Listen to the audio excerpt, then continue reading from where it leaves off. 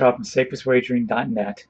And in last week's video, we gave you some angles that worked very well for the weekend. And we also talked about some techniques that other handicappers use that just don't work. Now, today I'd like to talk about two things. One would be losing streaks, and the other would be angles that I hope will be useful for this week.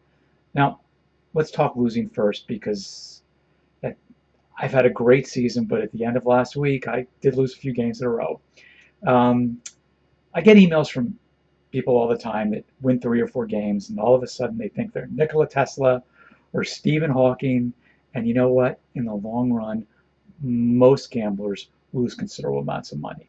So when you do have a losing streak, you want to figure out how to stop it, how it shouldn't be prolonged. And basically, there's two things that I do. I do a qualitative analysis and also an emotional adjustment.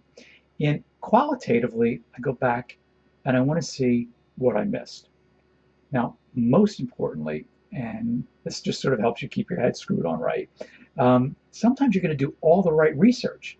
And I know you're all nodding your heads right now. And you're still going to lose. You're going to have a quarterback who plays a bad game. You're going to get bad calls by a referee. Your team is just going to come out flat. You just have to work through that. And the third thing I do is I review my angles and my strategies, and I make sure that they are still effective. Things change during the season. Certain angles are better at different times of the year. Now, emotionally, you don't want to overanalyze or second guess yourself. If it works, stick with what got you there. Hopefully it will continue to do so. And another thing is, I've seen other handicappers become what's called contrarians. I don't know why, because it doesn't work.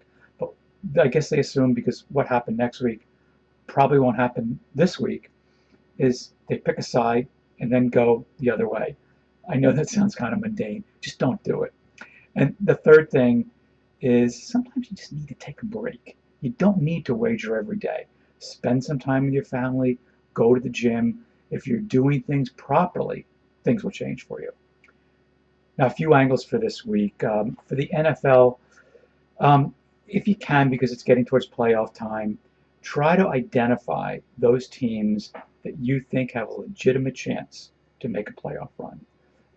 I've done this on the radio and TV a few times, and you find that the one team that does this, and you're literally talking covering against the spread 6 or 7 weeks in a row. Now, for college, this is something that I gave out last week, but I've got to give it out again because it's so pertinent this week. And this is something I call a bowl buster.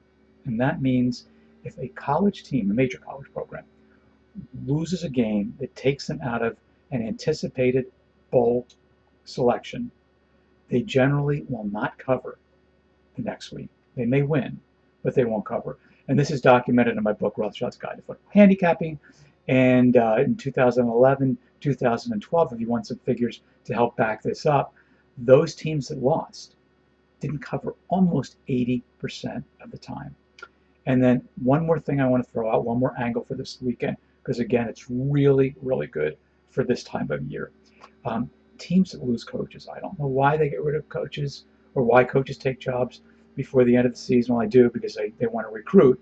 But if a coach leaves a team, not because he was fired, but because he took another job, that team generally will not cover in their next game.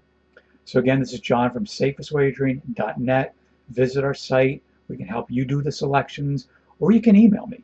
I love talking football, and most people, I'll get back to you with any ideas, any opinions, help you with your selections. Hopefully I'll get back to you within the hour. Again, this is John from safestwagering.net, and I want to wish everybody a real good and